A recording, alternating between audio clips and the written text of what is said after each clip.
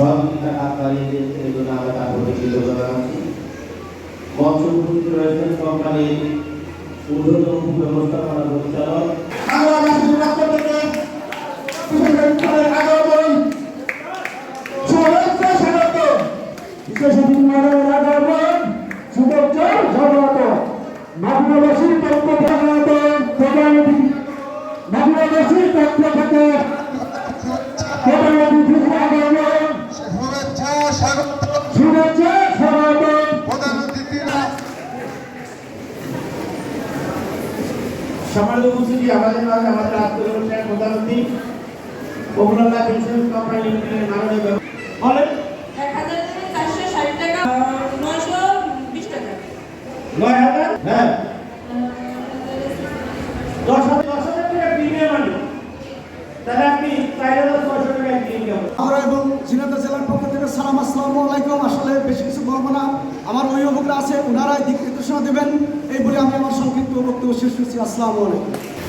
أعوذ بالله من الشيطان الرجيم بسم الله الرحمن الرحيم popular life insurance company আয়োজিত আল্লাহর কাছে শুকরিয়া আদায় করি যে রব্বুল আলামিন আমাদেরকে প্রায় 2 বছর পরে মাগুরায় একটি এত সুন্দর পরিবেশে আজকে একটি সম্মেলন করার তৌফিক দান করেছেন। কোনো আলোচনা করবেন না, শুভেচ্ছা তো আপনারা সবাই ভালো আছেন?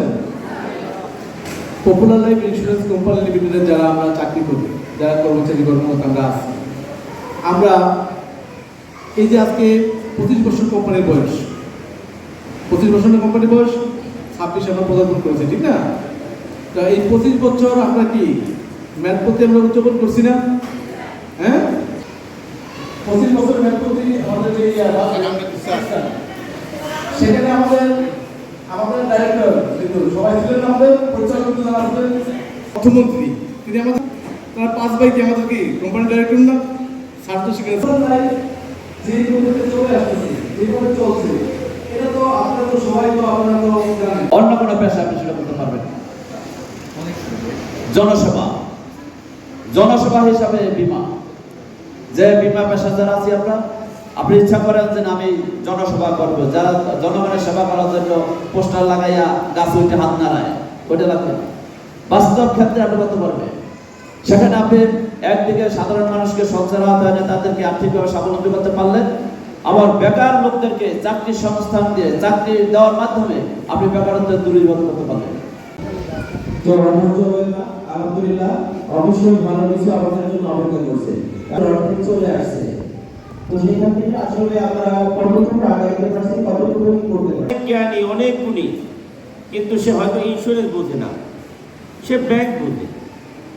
লিজিং কোম্পানিও কিন্তু অর্থনৈতিক প্রতিষ্ঠান হিসেবে কাজ করে বাংলাদেশ সরকারের, ব্যাংকগুলোও কিন্তু বাংলাদেশ সরকারের অর্থনৈতিক প্রতিষ্ঠান হিসেবে কাজ করে, ঠিক বিমাগুলোও কিন্তু অর্থনৈতিক প্রতিষ্ঠান হিসেবে দেশে কাজ করে। কাজের ধরনটা একটু ব্যতিক্রম আছে।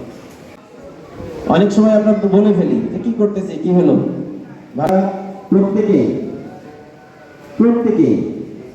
যেভাবে যা করা আমাদের, এই লোকগুলোর সাথে আমাদেরকে মত বিনিময় দরকার, সাক্ষাৎ দরকার, বা আপনাদের সুবিধা অসুবিধার আমাদের আলোচনা করা দরকার। কোন পদ্ধতিতে কাজ করলে ইন্স্যুরেন্সে ভালো করতে পারবেন সেগুলো একটু শেয়ার করা দরকার। যার পছন্দ না হবে সে ওইভাবে কাজ করা দরকার নাই, কিন্তু শুনতে তো দোষ নেই, আগে শুনতে হবে। পছন্দ হলে যদি মনে করেন ওই সহযোগিতা কাজকারীদের এই জন্য আমরা তার প্রতি কৃতজ্ঞতা জানাচ্ছি। মঞ্চ উপস্থিত রয়েছেন কোম্পানির ঊর্ধ্বতন ব্যবস্থাপনা পরিচালক।